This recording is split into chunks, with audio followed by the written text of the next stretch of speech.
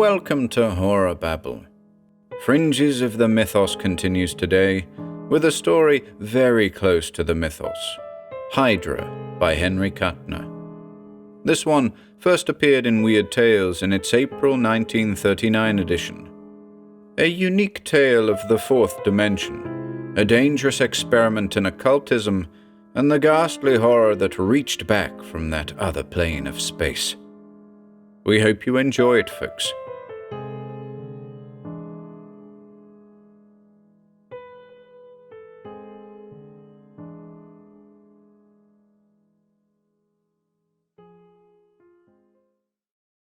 Hydra by Henry Kuttner. 1. There are sacraments of evil as well as of good about us, and we live and move to my belief in an unknown world, a place where there are caves and shadows and dwellers in twilight. It is possible that man may sometimes return on the track of evolution, and it is my belief that an awful lore is not yet dead. Arthur Machen. 2 men died, possibly 3. So much is known. The tabloids ran flaming headlines telling of the mysterious mutilation and death of Kenneth Scott, noted Baltimore author and occultist, and later they capitalized similarly on the disappearance of Robert Ludwig, whose correspondence with Scott was well known in literary circles. The equally strange and even more ghastly death of Paul Edmund, while separated from the scene of the Scott horror by the width of a continent, was clearly connected with it. This was shown by the presence of a certain much-discussed object, which was found clutched in Edmund's rigid hands, and which the credulous claim caused his death. While the solution is improbable, it is nevertheless true that Paul Edmund bled to death because his carotid artery was severed, and it is also true that there are features about the case difficult to explain in the light of present-day science. The tabloids made a great deal of Edmund's diary, and even conventional papers found it difficult to handle that unusual document in a fashion that would not lay them open to the charge of yellow journalism. The Hollywood Citizen News solved the problem for its contemporaries by quoting the least fantastic portions of the diary, and hinting plainly that Edmund had been a fiction writer, and that the man's notes had never been intended as a truthful summary of events. The privately printed pamphlet on the sending out of the soul, which played so important a part in the diary, seems to be of purely fictional origin. None of the local booksellers has heard of it, and Mr. Russell Hodgkins, California's most noted bibliophile, declares that the title in the volume must have originated in the mind of the ill-fated Paul Edmund. Yet, according to Edmund's diary and certain other papers and letters discovered in his desk, it was this pamphlet which caused Ludwig and Edmund to undertake the disastrous experiment. Ludwig had decided to visit his California correspondent, making a leisurely voyage from New York by way of the Panama Canal. The Carnatic docked on August 15th, and Ludwig spent several hours wandering through San Pedro. It was there, in a musty swap shop, that he bought the pamphlet on the sending out of the soul. When the young man arrived at Edmund's Hollywood apartment, he had the booklet with him. Both Ludwig and Edmund were deeply interested in the occult. They had dabbled in witchcraft and demonology as a result of their acquaintance with Scott, who possessed one of the best occult libraries in America. Scott was a strange man. Slender, sharp-eyed, and taciturn, he spent most of his time in an old brownstone house in Baltimore. His knowledge of esoteric matters was little short of phenomenal.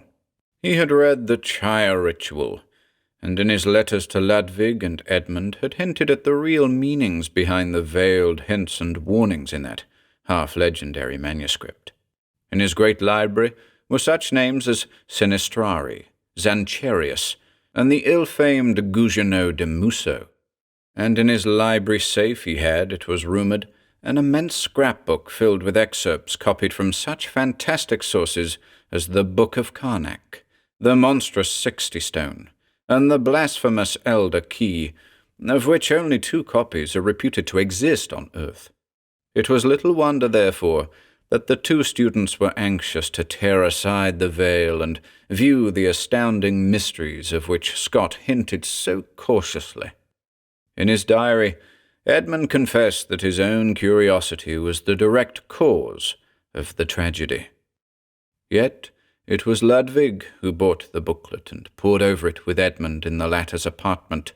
Certainly, Edmund described the pamphlet plainly enough, and it is strange, therefore, that no bibliophile could identify it.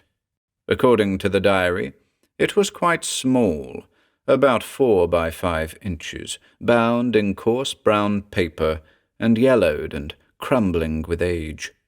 The printing, in 18th century type with a long S, was crudely done, and there was neither a date line nor a publisher's imprint.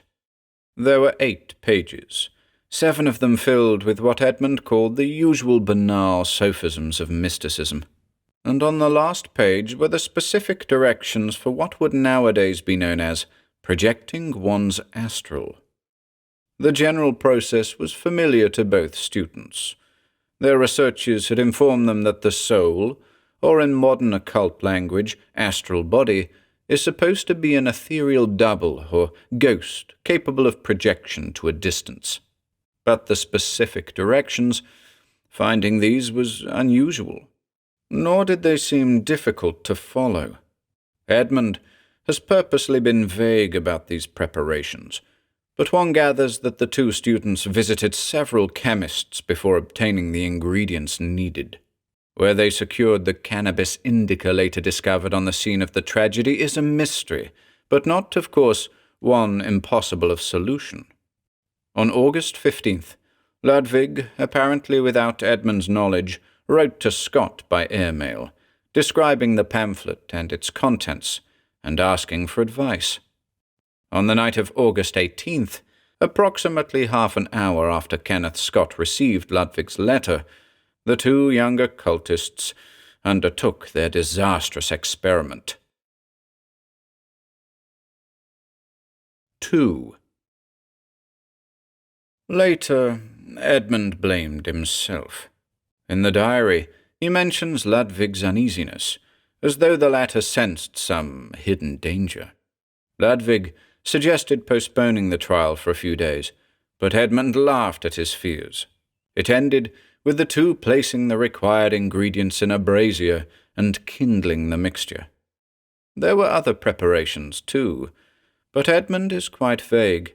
He makes 1 or 2 furtive references to the 7 lamps and the infracolor, but nothing can be made of these terms.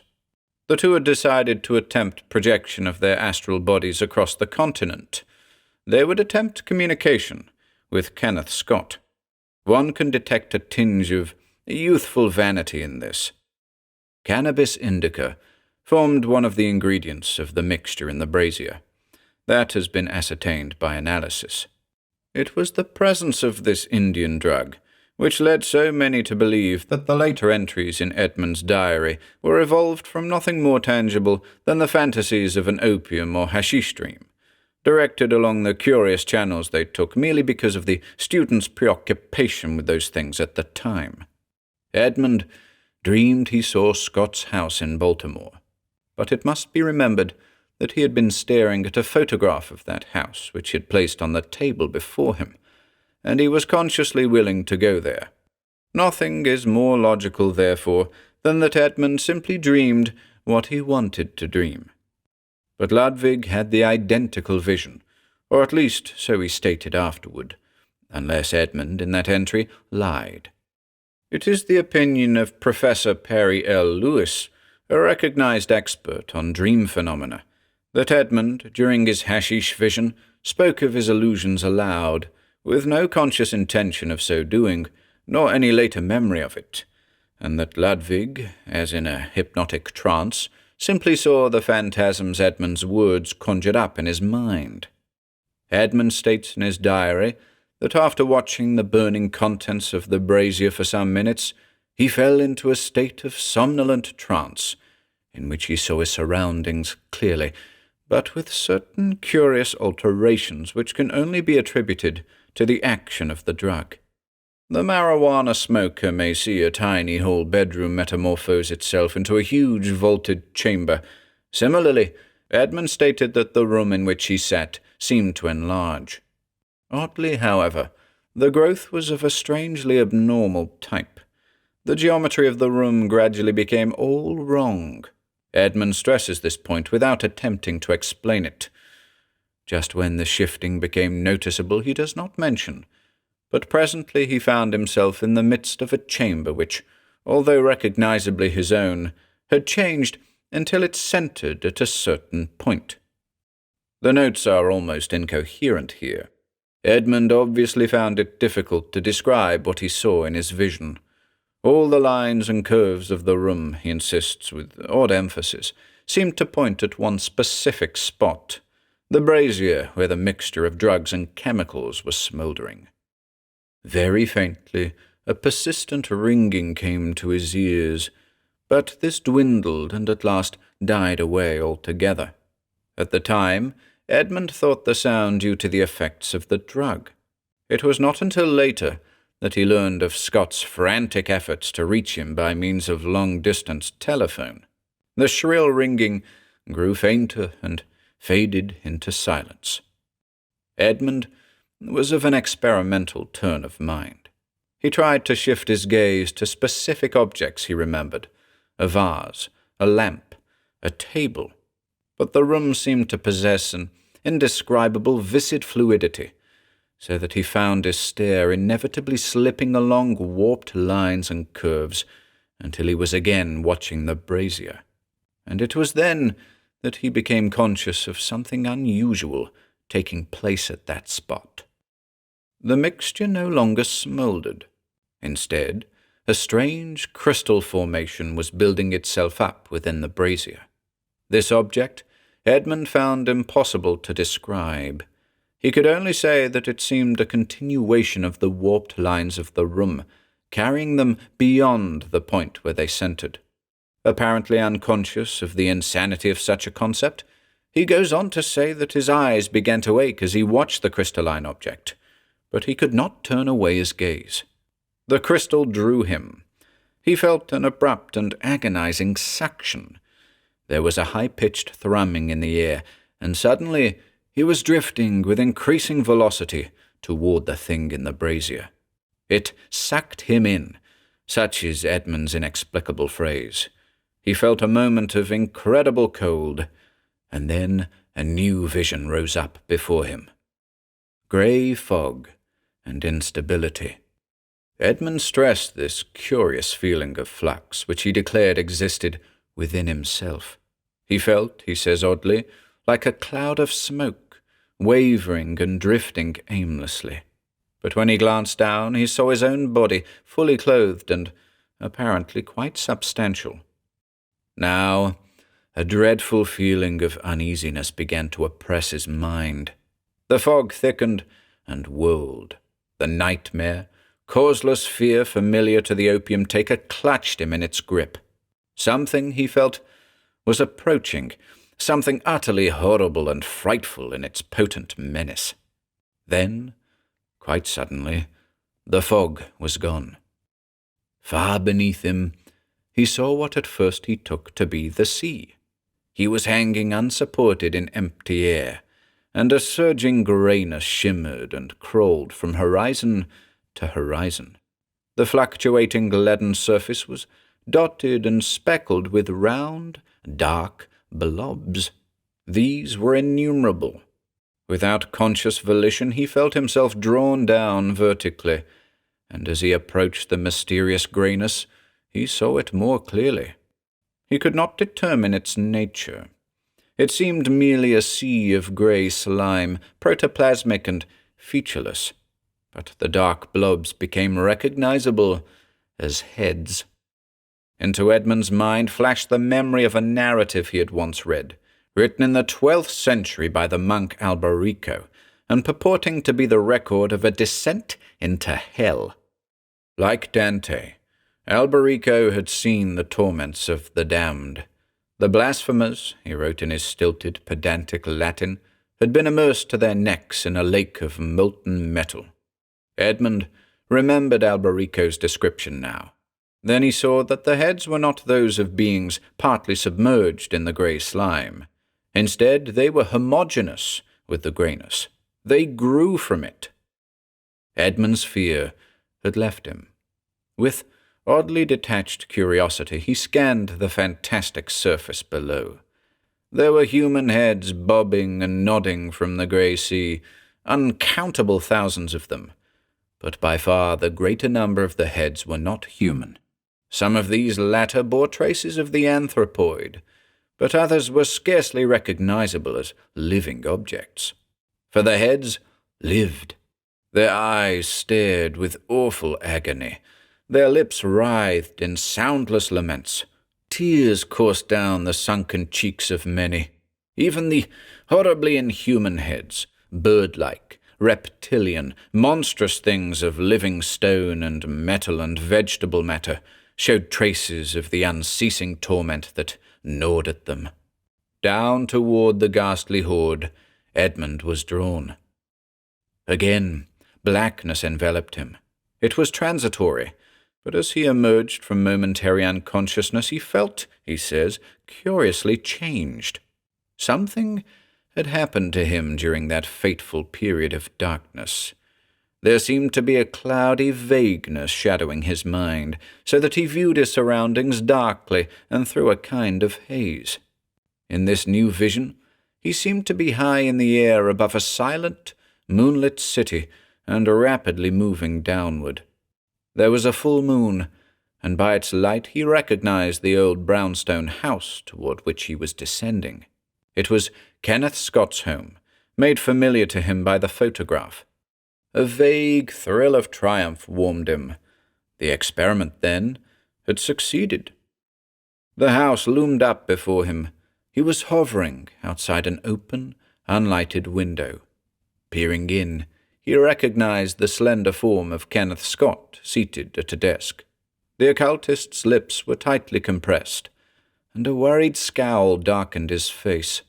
A great book with yellowed parchment pages was open before the man, who was studying it carefully. Occasionally, his worried eyes would turn to the telephone on the desk beside him. Edmund made an attempt to call to Scott, and the latter looked up, staring through the window. Instantly, a shocking change transformed Scott's face. The man seemed to become quite insane with fear. He sprang up from the desk, overturning his chair, and simultaneously Edmund felt an impelling urge dragging him forward. What happened after that is confused and hazy. Edmund's notes are fragmentary at this point, and it is only possible to gather that Edmund was in the room and pursuing the frantic Scott in a fashion that was inexplicable and utterly abnormal. He was flowing, and Scott was caught and engulfed, and here Edmund's notes break off utterly, as though he had been overcome by remembrance of the episode. Merciful blackness swallowed Edmund then, but there was one more flashing vision before the dream faded and was gone. Again, he seemed to be outside Scott's window, swiftly retreating into the night, and through the open square of yellow radiance was visible part of Scott's desk, and the crumpled body of the man himself lying on the carpet beyond it. At least Edmund assumed that it was Scott's body, for either the man was lying with his head doubled at an impossible angle out of sight beneath his torso, or else he was headless. That ended the dream. Edmund awoke to find the room in darkness, and Ludwig stirring sleepily nearby. Both students were distracted and overwrought. They argued excitedly for some time, with occasional semi-hysterical outbursts, and Ludwig revealed that his vision had been identical with Edmund's. It is a pity that neither of them took the trouble to analyze the situation and look for a logical explanation, but both, of course, were mystics and thoroughly credulous. The telephone rang. An impatient operator asked if Edmund would receive a call from Baltimore. She had, she said, been ringing the apartment for some time without getting a response. Edmund cut her off abruptly and requested that the connection be put through. But this could not be done. The operator at the Baltimore Exchange reported that her party did not answer, and, after a futile exchange of questions, Edmund hung up. It was then Ludwig confessed to writing Scott, bemoaning the reticence that had made him refrain from telling the Baltimore occultist the purpose of the experiment, the destination to which the astrals were directed. Nor were their fears calmed by the discovery of the object in the brazier. Apparently part of the vision at least had been founded on truth. The unknown chemicals had crystallized into a thing that appeared to be all planes and angles. It was formed of some brittle substance resembling frosted glass, was roughly pyramidal, and measured about 6 inches from apex to base. Ludwig wanted to smash it at once, but Edmund prevented him. Their arguments were brought to an end by the arrival of a telegram from Scott. It read, "Attempt no experiments with pamphlet you mention. Stop. Tremendously dangerous, and may mean my death. Stop. Am writing you today by airmail. Full details. Stop. Advise you burn pamphlet. Kenneth Scott."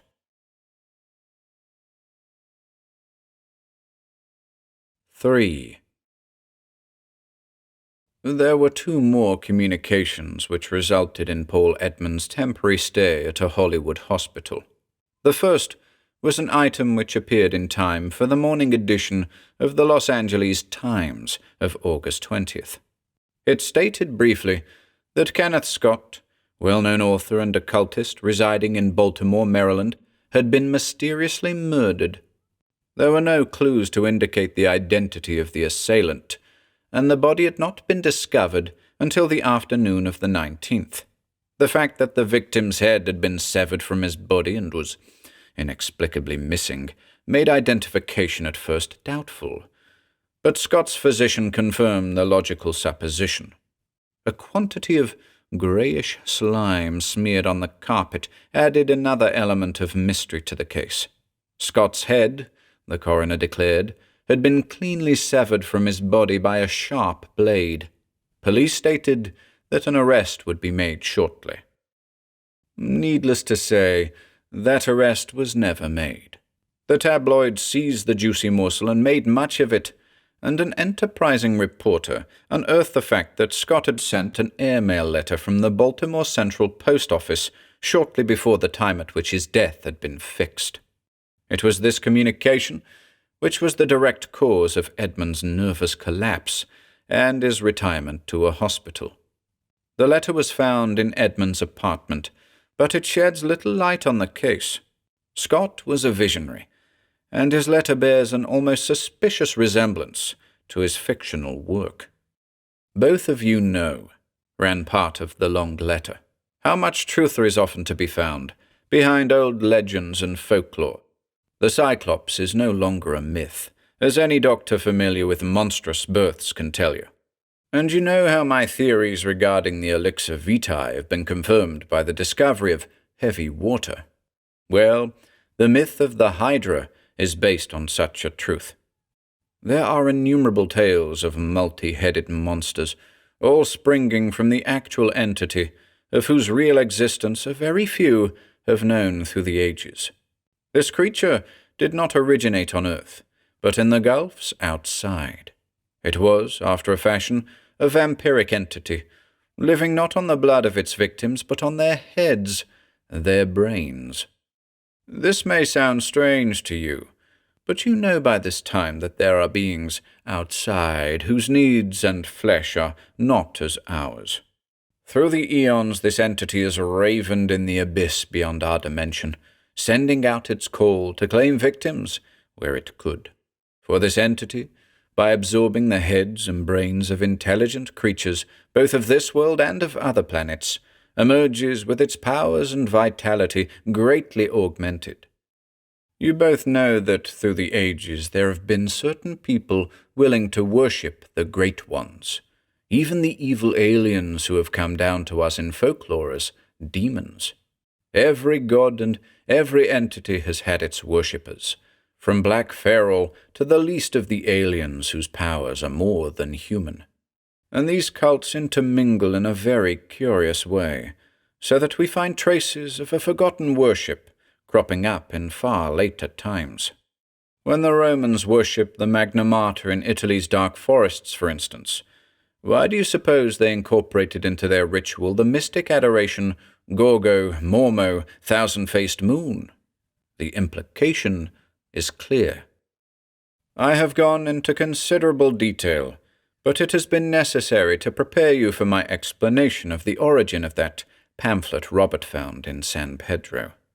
I knew of this booklet, which was printed in Salem in 1783, but I had thought that there were no longer any copies in existence. That pamphlet is a trap, and a most damnable one, created by the worshippers of the Hydra to lure victims into the maw of their god. It purports to be merely an innocent experiment with the astral self. However, the real purpose of the thing is to open a gateway and prepare a sacrifice for the Hydra. When the booklets were first distributed, through secret underground channels, there was an epidemic of deaths in New England. Dozens of men and women were found headless, with no trace of any human murderer. Yet the real killers were the ones who performed the experiment according to the directions given in the booklet, and unknowingly let the Hydra use their vital forces to materialize on this planet. Boldly speaking, what happens is this. The subject, following the instructions, inhales the fumes of the drug which tears apart the veil between our world and outside. He concentrates upon the person whom he wishes his astral to visit, and that person is doomed, for the experimenter is drawn outside into another dimension of space, and through a certain psychic and chemical process is temporarily made one with the Hydra. What it amounts to is this. The Hydra, using the experimenter's astral as a host, comes to Earth and takes its prey, which is the person upon whom the subject has been concentrating. There is no real danger to the experimenter himself, save perhaps for a possible severe nervous shock. But the victim, is taken by the Hydra for its own. He is doomed to eternal torment, except in certain unusual cases where he can maintain a psychic link with an earthly mind. But I need not speak of that. I am greatly worried. I have put through a long-distance call to Edmund's apartment, and no doubt you will hear from me tonight long before this letter can arrive. If you're rash enough to undertake the experiment before I can communicate with you, I shall be in grave danger, for you may attempt projection of your astral to Baltimore, to me. After I have posted this letter, and while I am waiting for my telephone call to be put through, I shall do my utmost to find a protective formula, although I do not think one exists. Kenneth Scott. It was this letter which sent Edmund to the hospital for a few days to recover from his nervous condition. Ludwig was apparently of stronger stuff.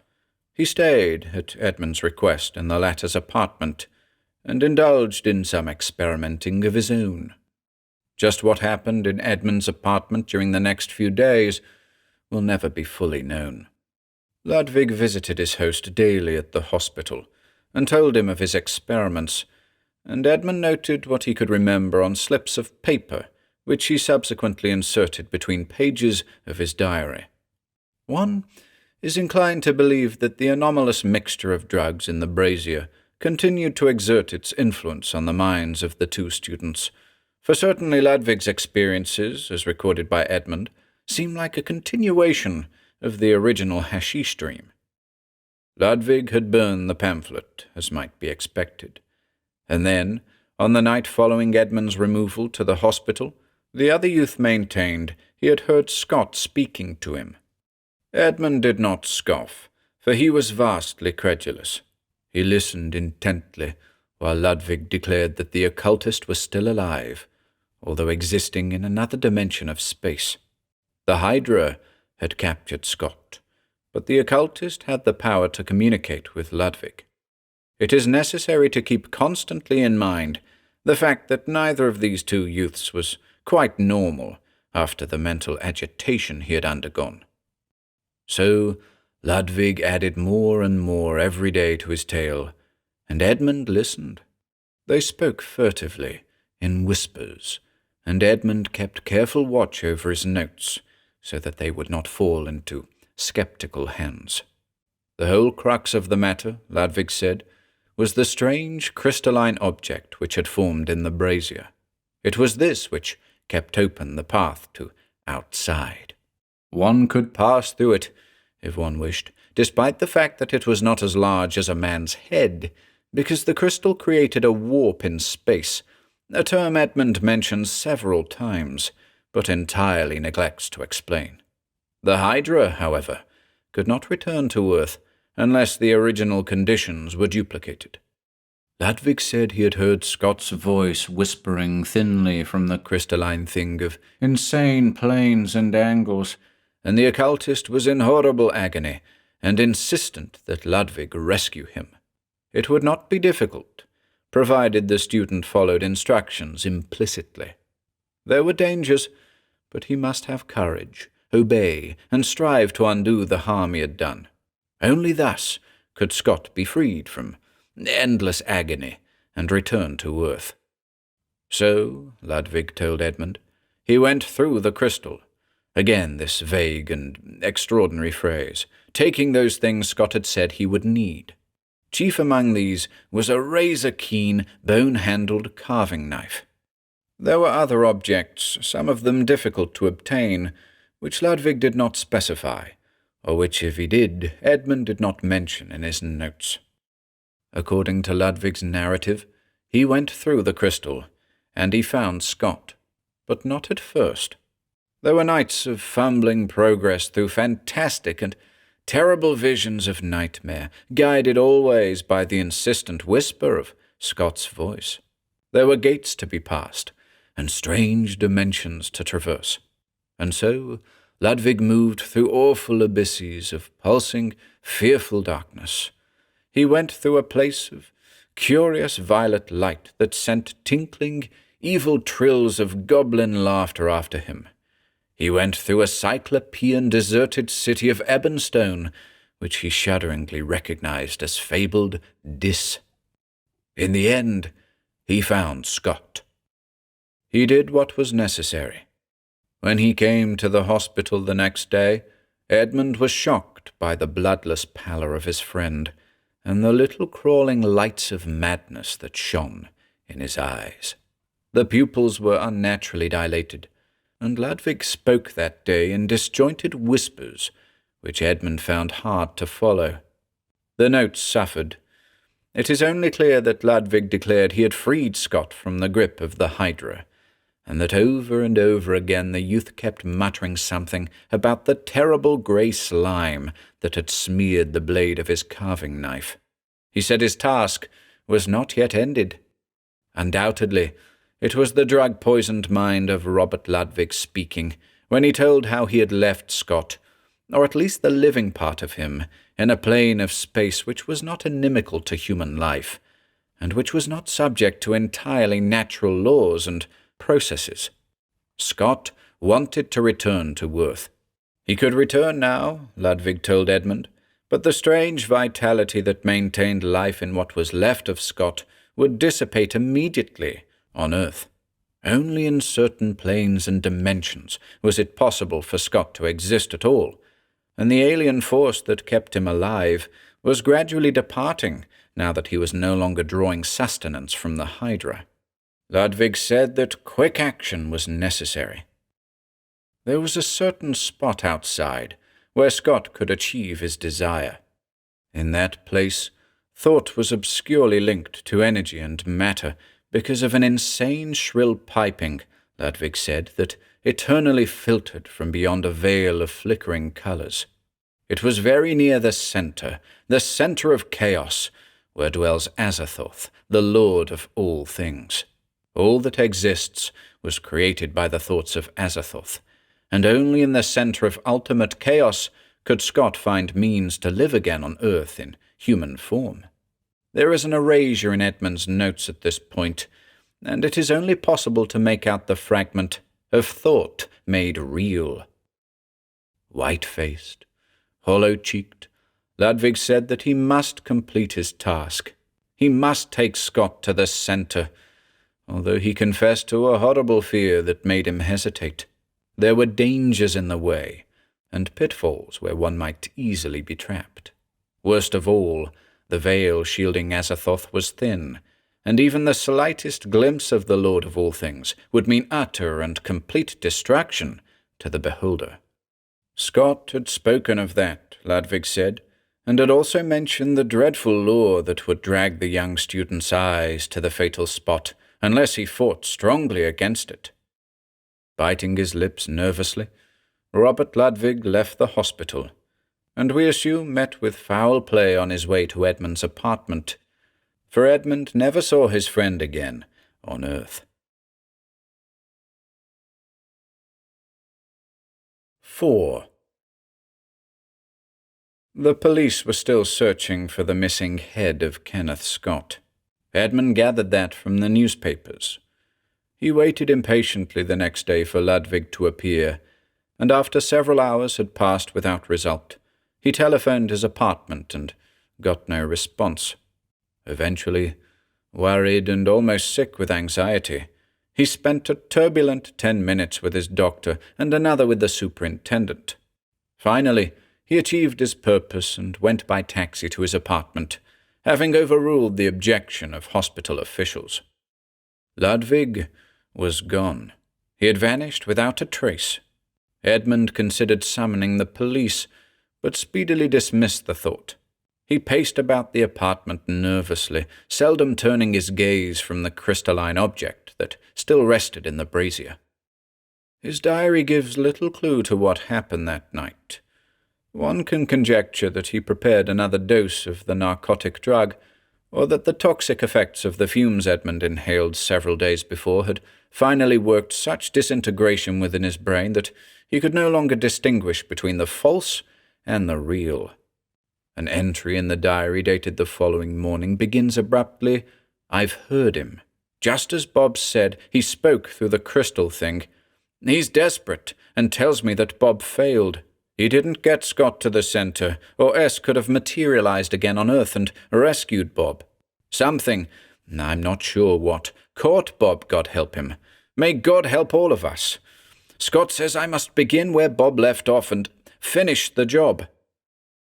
There is a soul laid bare on the last pages of that record, and it is not a pleasant sight. Somehow, the most frightful of the unearthly horrors the diary describes seem not quite as dreadful as the last conflict that took place in that apartment above Hollywood, when a man wrestled with his fear and realized his weakness. It is probably just as well that the pamphlet was destroyed, for such a brain-wrecking drug as was described in it must surely have originated in some hell as terrible as any which Edmund portrays. The last pages of the diary show a mind crumbling into ruin. "I went through. Bob has made it easier. I can begin where he left off, as Scott says. And I went up through the cold flame and the whirling vortices until I reached the place where Scott is, where he was, rather, for I picked him up and carried him through several planes before I had to return. Bob didn't mention the suction one has to keep fighting against, but it doesn't get very strong until I've got quite a distance in." The next entry is dated a day later. It is scarcely legible.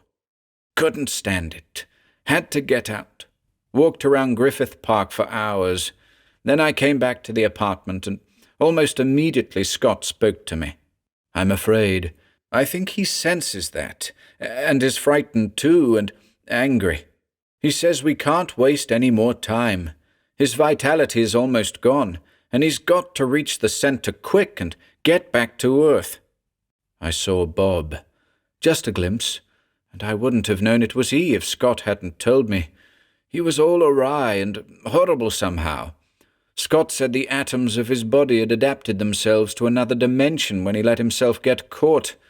I've got to be careful. We're nearly at the center. The last entry. Once more will do it. God, I'm afraid, horribly afraid. I heard the piping. It turned my brain into ice. Scott was shouting at me, urging me on, and I think trying to drown that other sound, but of course he couldn't do it. There was a very faint violet glow in the distance, and a flickering of colored lights. Beyond, Scott told me, was Azathoth. I can't do it. I don't dare. Not with that piping. And those shapes I saw moving far down. If I look in that direction when I'm at the Vale, it will mean... But Scott is insanely angry with me. He says I was the cause of it all. I had an almost uncontrollable impulse to let the suction draw me back and then to smash the gateway, the crystal thing. Maybe if I find myself unable to keep looking away from the Vale when next I go through, I'll do just that. I told Scott if he let me come back to Earth for one more breathing space, I'd finish the job this next time. He agreed, but said to hurry. His vitality is going fast. He said if I didn't come through the gateway in 10 minutes, he'd come after me. He won't, though. The life that keeps him going outside wouldn't be any use on Earth, except for a second or two. My 10 minutes is up. Scott is calling from the gateway. I'm not going. I can't face it. Not the last horror outside with those things moving behind the veil and that awful piping screaming out. I won't go, I tell you. No, Scott, I can't face it. You can't come out like that. You die. I tell you I won't go. You can't force me. I'll smash the gateway first. What? No. No, you can't. You can't do that. Scott, don't. God, he's coming out. That was the last entry in the diary, which police found open on Edmund's desk. A hideous screaming, and subsequently a stream of red liquid seeping out sluggishly from beneath the door of Edmund's apartment had resulted in the arrival of 2 radio patrol officers. The body of Paul Edmund was found near the door, the head and shoulders lying in a widening crimson pool. Nearby was an overturned brass brazier, and a flaky white substance, granular in nature, was scattered over the carpet. Edmund's stiff fingers still tightly gripped the object which has since been the cause of so much discussion. This object was in an incredible state of preservation in view of its nature. Part of it was coated with a peculiar greyish slime, and its jaws were clamped tightly, the teeth having horribly mangled Edmund's throat and severed the carotid artery. There was no need to search further for the missing head of Kenneth Scott.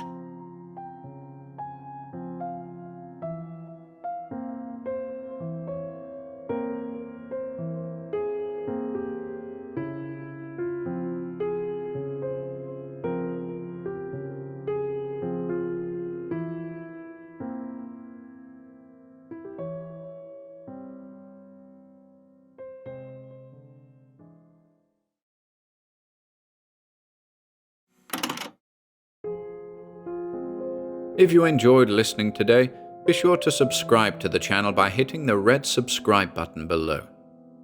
After doing so, click the bell icon next to the subscribe button to receive new content notifications.